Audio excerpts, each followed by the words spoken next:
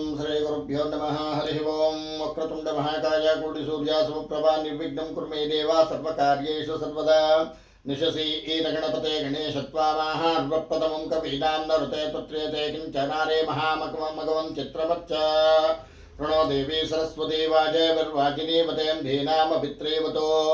ओं श्रीं वाग्देव्ये नमः। गुरुब्रह्मा गुरुविष्णु गुरुदेवो महेश्वर गुरु साक्षात् परब्रह्म तस्मै ಶ್ರೀ ಗುರುವೇ ನಮಃ। ಈ ನಿಮ್ಮ ಕೆ ವೆಂಕಟೇಶ್ ಶರ್ಮ ಮಾಡುವ ನಮಸ್ಕಾರಗಳು ಹಾಗೂ ಸರ್ವವಿದ್ಯಾ ನಮ್ಮ ಚಾನಲ್ಗೆ ಸ್ವಾಗತ.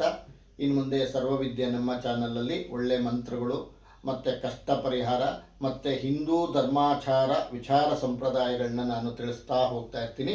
ದಯವಿಟ್ಟು ವೀಕ್ಷಿಸಿ. ನಮಸ್ಕಾರಗಳು.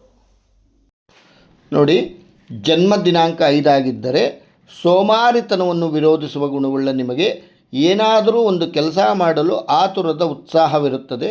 ದಾಸಕ್ಕೆ ಪ್ರಾಧಾನ್ಯತೆ ಕೊಡುವ ನೀವು ಸ್ವಾರ್ಥಕ್ಕೆ ಎಡೆಮಾಡಿಕೊಡಲಾರಿರಿ. ಅನೇಕ ಗಣ್ಯ ವ್ಯಕ್ತಿಗಳೊಂದಿಗೆ ಸಂಬಂಧ ಬೆಳೆಸಿಕೊಳ್ಳಲು ನಿಮಗೆ ದೇವರು ಹಿರಿಯರಿಂದ ಗೌರವ. ನೀವು ಹಣವನ್ನು ವ್ಯರ್ಥ ಮಾಡಲಾರಿರಿ. ನಿಮಗೆ ಸಮಾಜದಲ್ಲಿ ಘನತೆ ಪುರಸ್ಕಾರ ಸಿಗುತ್ತದೆ. ನೋಡಿ, ದೌರ್ಬಲ್ಯಗಳು ಹಣದ ವ್ಯಾಮೋಹ ಅತಿಯಾಗಿರುತ್ತದೆ. ಹಣ ಇರುವವರೊಡನೆ ಮಾತ್ರ ಸ್ನೇಹದಿಂದ ಇರಬಲ್ಲರು. ಒಂದೇ ಮಾತದಲ್ಲಿ ಹೇಳುವುದಾದರೆ ಹಣವೇ ಅವರ ಜೀವನದ ಅತಿ ಮುಖ್ಯ ಭಾಗ. ಈ ದಿನಾಂಕದಲ್ಲಿ ಜನಿಸಿದವರು ತುಂಬ ರೂಪವಂತರಾಗಿರುವುದಿಲ್ಲ. ನೋಡಿ, ಮಿತ್ರರು ಮತ್ತು ಶತ್ರುಗಳು. ನೋಡಿ, 5, 14, 23, 3, 12, 21, 30, 9, 27 ದಿನಾಂಕಗಳಲ್ಲಿ ಜನಿಸಿದವರ ಮೇಲೆ ಹೇಳಿದ ದಿನಾಂಕದಲ್ಲಿ ಜನಿಸಿದವರಿಗೆ ಮಿತ್ರರಾಗಿರುವರು.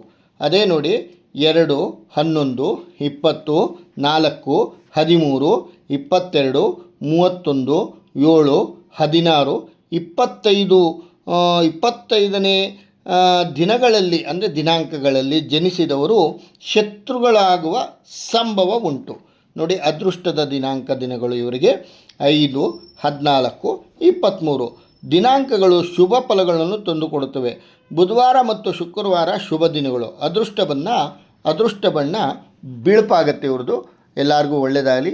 ಈ ನಿಮ್ಮ ಕೆ ವೆಂಕಟೇಶ್ ಶರ್ಮ ಮಾಡುವ ನಮಸ್ಕಾರಗಳು. ಸಬ್ಸ್ಕ್ರೈಬ್ ಮಾಡಿ, ಶೇರ್ ಮಾಡಿ.